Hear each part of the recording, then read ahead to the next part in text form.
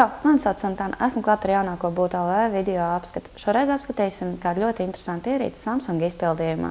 Jauno 9. sērijas klēpju datoru.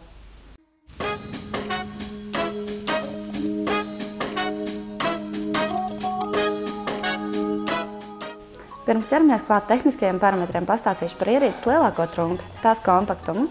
Šīs ar 15 colu displeja aprīkotais portatīvais dators sver 1,58 kg un ir tikai 14,9 mm biezs, kas padara ierīci ļoti ērtu un piemērotu pārnēsāšanai. Tāpat arī noteikti tiks novērtēts ierīces metāliskais korpus, kas to padara ne tikai noturīgāku, bet arī vizuāli daudz glītāku un taustai patīkamāku.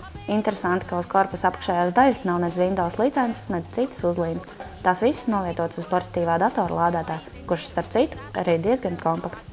Kā Samsung paša ziņo, šie klēpju datora korpus ir 14 colu klēpju datorā izmēros, taču pateicoties plāniem displeja rāmim, tajā iebūvēts 15 colu displejs, kas nodrošina 1600x900 piksēļu izšķirtspējas attēlu.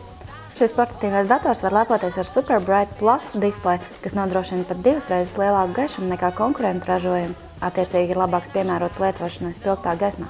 Diemžēl šādam spožumam ir arī savas ēnas puses.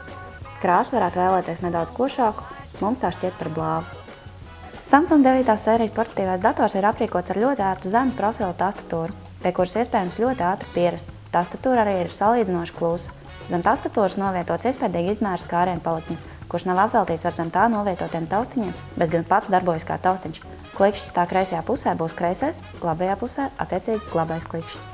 Skārienjūtīgais paliknis atbilst multitaču sniegtās funkcijas, tāluma maiņa, ritināšana ar 2 pirkstiem un citas. Lai arī ierasts, ka šādas klases portatīvajiem datoriem pieslēgvietu klases nav no tiem plašākiem, tomēr Samsung mūs pateikami pārsteidza. Kreisajā sēnā varam atrast vienu USB 2.0, vienu audio, kā arī mikro HDMI un tīkla pieslēgvietu. Pēdējās pielietošanai gan būs jāņem talkā komplektācijā iekļautā pārēja, jo ierīce ir fiziski par plānu, lai to aprīkot ar pilnu izmēru tīkla kabeļu pieslēgvietu.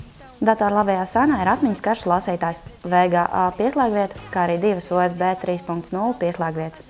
Arī VGA pieslēgvieta būs jāizmanto ar pārejas palīdzību.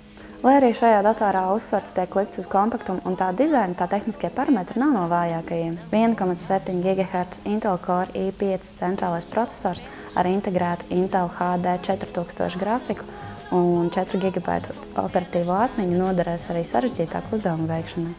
Turklāt visas darbības, ieskaitot datoru ieslēgšanu, zibnīgas padara 128 GB SSD disks, kurš saņems augstāko novērtējumu Windows 7 testā. Zemāko novērtējumu saņēmusi operatīvā atmiņa. Iebūvētais akumulātors nodrošina teicamu darbības laiku ar vienu uzlādes reizi.